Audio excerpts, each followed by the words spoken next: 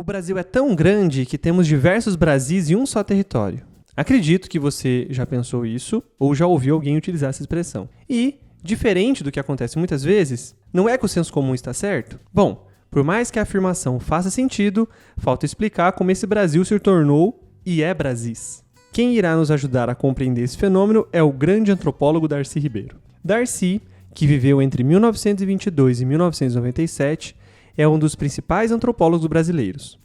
Foi criador do primeiro curso de pós-graduação em antropologia, na UNB, e foi um dos fundadores e reitores dessa mesma universidade. E também ministro da Educação e Cultura do governo de João Goulart. Claro que essas são apenas algumas fases da vida dele, mas vale citá-las para demonstrar até onde pesquisadores e cientistas sociais podem ir e ajudar na construção de um Brasil. Bom, são 2 livros essenciais para compreendermos o pensamento deste autor: As Américas e a Civilização, de 1970, e O Povo Brasileiro, de 1995. Este último acabou virando uma minissérie muito bem produzida. Dá até para encontrar no YouTube. Neste vídeo, selecionamos alguns conceitos dessas obras. Isso significa que existem diversos outros que não discutimos aqui. Então, bora lá! Como qualquer outro autor das ciências sociais, Darcy Ribeiro é enquadrado em algumas correntes teóricas. Uma delas é o evolucionismo. Ele renova essa ideia de um ponto final da história, ou a ideia de que há um movimento de evolução na história da humanidade, considerando que existem vários caminhos evolutivos a serem seguidos, e não um só. O ponto final pode ser o mesmo, mas até chegar lá, várias trajetórias podem ser trilhadas. Assim sendo, ele é chamado de neo-evolucionista. Ele realiza essa atualização na teoria evolucionista ao considerar a existência de 2 processos de desenvolvimento. São eles: a aceleração evolutiva, que acontece quando a evolução é alcançada através de um desenvolvimento autônomo. Por exemplo, um povo é dominado, mas ao invés de ser subordinado a ele, por conta do processo de aceleração produtiva, ele alcança certa autonomia e consegue trilhar o caminho de forma particular e quase que independente. E atualização histórica. Ao contrário da aceleração, em um fenômeno de dominação, o povo dominado é subordinado aos dominantes, pois estes são mais avançados em tecnologia e formação socioculturais, ocasionando a perca de autonomia e a destruição étnica deste grupo. Assim, a atualização histórica pressupõe a eliminação de um comportamento cultural pelo outro, mais poderoso e que ganhou aquela disputa. Segundo Darcy Ribeiro, agora já falando de Brasil, o que aconteceu aqui foi um processo de atualização histórica, no qual a cultura europeia domina e avassala as populações nativas. Tem uma citação bem bacana que explica esse processo. Na primeira etapa desse processo, prevalecem a dizimação proposital de parcelas da população agredida e a deculturação dos contingentes avassalados. Na segunda etapa, tem uma certa criatividade cultural que permite plasmar, com elementos tomados da cultura dominadora e da subjugada, um corpo de compreensões comuns, indispensável para possibilitar o convívio e orientar o trabalho. Numa terceira etapa, essas células passam a atuar aculturativamente sobre o seu contexto humano de pessoas desgarradas de suas sociedades originais, atingindo tanto os indivíduos da população nativa quanto os contingentes transladados como escravos e ainda aos próprios agentes de dominação e aos descendentes de todos eles. A partir desse processo, a atualização histórica deu origem ao que ele chama de povos novos, que são povos originários de uma mistura e junção de características díspares raciais, culturais e linguísticas, resultado dos projetos de colonização europeia.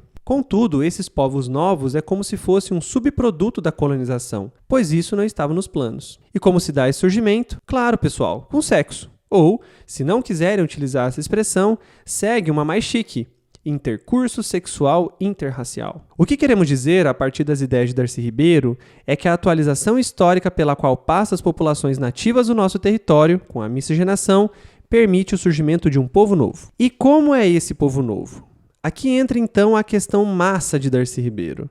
Para ele, existe uma violência que dá início e acompanha todo o processo de surgimento de povos novos. A escravidão é a violência ontológica do Brasil, e é a partir dela que acontece, no Brasil, 3 fenômenos interessantes. A desindianização do índio. Através da instituição do cunhadismo, que é a entrega de mulheres de certa tribo para o casamento com homens de outra tribo ou etnia, fazendo com que todos se tornem da mesma família e não haja mais conflitos, surge o brasilíndio, ou o mameluco. Esse é negado pela origem indígena e negado pelo lado europeu. O mameluco, entretanto, segundo Darcy Ribeiro, consegue guardar as suas características culturais e incorporá-las a esse novo povo que está surgindo. Além disso, são os brasilíndios que irão auxiliar ou até se tornar os bandeirantes, aqueles que caçavam indígenas no território brasileiro. O outro processo é a desafricanização do negro. Os negros, vindo como escravos, eram separados, perdiam todo o contato com suas antigas etnias, perdiam suas características culturais e se tornaram passadores da cultura europeia,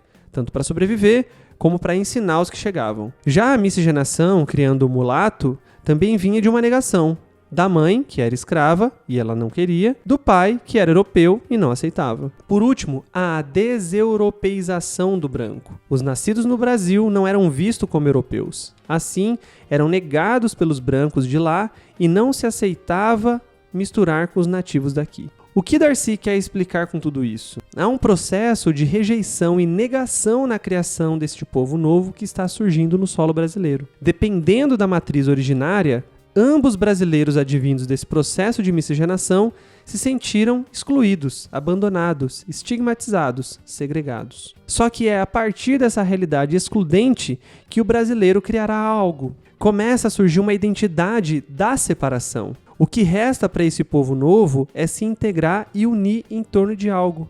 Assim, a característica que irá garantir certa coesão a esse povo novo é a chamada ninguémtude. Olha essa citação. Não podendo identificar-se com os que foram seus ancestrais americanos, que ele desprezava, nem com os europeus, que o desprezavam, e sendo objeto de mofa dos reinóis e dos luso-nativos, via-se condenado à pretensão de ser o que não era nem existia, o brasileiro. O povo novo brasileiro nasce, segundo Darcy Ribeiro, de uma identidade comum na ninguémtude, advinda da rejeição dos povos originários que participaram da atualização histórica do território brasileiro, brancos, negros e índios. Ufa, é isso. E aí, gostaram? Já conheciam essa ideia de ninguémtude? Deixa nos comentários se vocês entenderam, gostaram ou se tem algo a acrescentar à nossa exposição aqui. Lembre-se sempre de ser empático nos comentários. Até o próximo vídeo e tchau!